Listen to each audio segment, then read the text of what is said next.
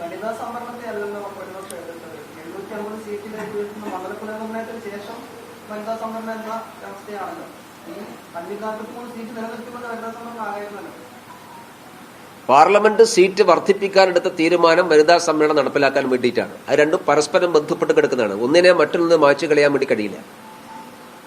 കാരണം 2023 പാസാക്കിയ നിയമം അനുസരിച്ച് 2026 ആരംഭിക്കുന്ന സെൻസസ് പ്രക്രിയ പൂർത്തീകരിച്ച് ഡീലിമിറ്റേഷൻ കഴിഞ്ഞ് പുതിയ മണ്ഡലങ്ങൾ രൂപീകരിച്ചതിന് ശേഷം മഹിളാ സംവരണം നടപ്പിലാക്കാം എന്നുള്ളതായിരുന്നു 2023 എടുത്തിട്ടുള്ള തീരുമാനം.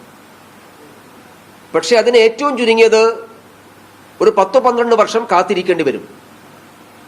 ഇന്നത്തെ ലക്ക് 2029 അത് കഴിഞ്ഞ് 2034 തിരഞ്ഞെടുപ്പിൽ നടപ്പിലാകുമെന്ന് ഉറപ്പില്ല. കാരണം എപ്പോഴാണ് ഡീലിമിറ്റേഷൻ പ്രക്രിയ പൂർത്തിയാക്കുക? 2026 ആരംഭിക്കുന്ന സെൻസസ് പ്രക്രിയ എപ്പോൾ പൂർത്തിയാക്കാൻ വേണ്ടി സാധിക്കും? ഇതിനെക്കുറിച്ച് ഒരു മുൻകൂട്ടി ഉറപ്പ് പറയാൻ വേണ്ടി സാധിക്കില്ല. അപ്പൊ അത്രയും വർഷം, ഏറ്റവും ചുരുങ്ങിയത് ഒരു 10 വർഷമെങ്കിലും കാത്തിരിക്കേണ്ടി വരും. അത്രയും കാത്തിരിപ്പ് ആവശ്യമില്ല എന്നുള്ളത് കൊണ്ടാണ് നേരത്തെ നടപ്പിലാക്കുക. 2029 തെരഞ്ഞെടുപ്പിൽ തന്നെ ഇത് പ്രാവർത്തികമാക്കണം എന്ന് ഗവൺമെന്റ് തീരുമാനിച്ചത്.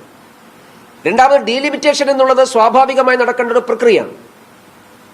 ഡീലിമിറ്റേഷൻ പൂർത്തീകരിച്ചു കഴിഞ്ഞാൽ അത് 2026 സെൻസസ് അനുസരിച്ചായാലും 2011 സെൻസസ് അനുസരിച്ചാലും ഡീലിമിറ്റേഷൻ 2011 സെൻസസ് പ്രകാരം പോലും നടത്തിയാലും പോപ്പുലേഷന്റെ ബേസാണ് ഡീലിമിറ്റേഷൻ നടത്തുന്നത്.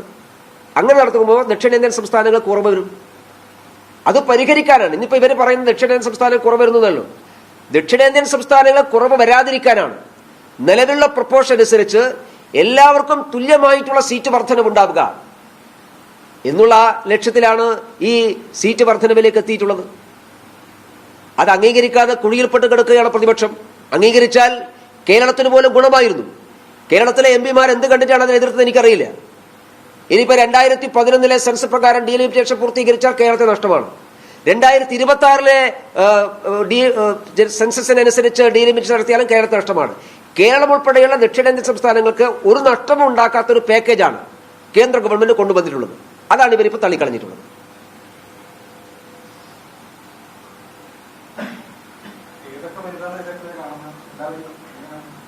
എല്ലാവരെയും കാണും, എല്ലാ പാർട്ടിയിൽപ്പെട്ട മഹിളാ നേതാക്കന്മാരെയും. കാരണം ഈ ബില്ലിന് ഒരു പ്രത്യേകത, ബില്ല് പാർലമെന്റ് അവതരിപ്പിച്ചപ്പോ ഏതാണ്ട് എല്ലാ മഹിളാ നേതാക്കന്മാരും നിശബ്ദരായിരുന്നു. സംസാരിച്ച മഹിളാ നേതാക്കന്മാർ പോലും, ഈവൻ കോൺഗ്രസിന്റെ പ്രിയങ്ക ഗാന്ധി സംസാരിച്ചപ്പോൾ പോലും രാഹുൽ ഗാന്ധി ഉയർത്തിയിട്ടുള്ള വിമർശനങ്ങളും പ്രതിഷേധങ്ങളും പ്രിയങ്ക ഗാന്ധി ഉയർത്തിയിട്ടില്ലല്ലോ. അപ്പൊ സംസാരിച്ച മഹിളാ നേതാക്കന്മാരെല്ലാവരും പാർട്ടി വിപ്പ് അനുസരിക്കുക മാത്രമാണ് ചെയ്തിട്ടുള്ളത്. എന്ന് പറഞ്ഞാൽ അവരുടെ എല്ലാവരുടെയും മനസ്സ് ഈ ബില്ലിനോടൊപ്പമായിരുന്നു.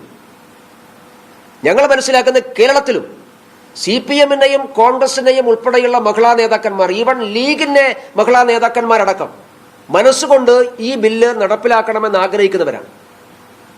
അതുകൊണ്ട് അവരെ എല്ലാവരെയും ഞങ്ങൾ നേരിട്ട് കാണും, അവരെല്ലാം കാര്യങ്ങൾ ബോധ്യപ്പെടുത്തും.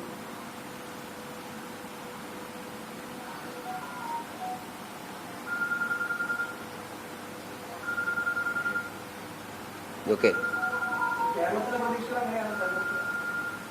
ഇതുപോലെ ഇതിപ്പോ 2 ആഴ്ച കൂടെയല്ലേ ഉള്ളൂ. നമ്മളിങ്ങനെ അല്ലാതെ പ്രതീക്ഷ പറഞ്ഞിട്ട് കാര്യമില്ലല്ലോ. ഒരുപാട് പ്രതീക്ഷ പറഞ്ഞതല്ലേ. 2 ആഴ്ച കാത്തിരിക്കാം, ഏതായാലും മോശമാവില്ല. ഓക്കെ.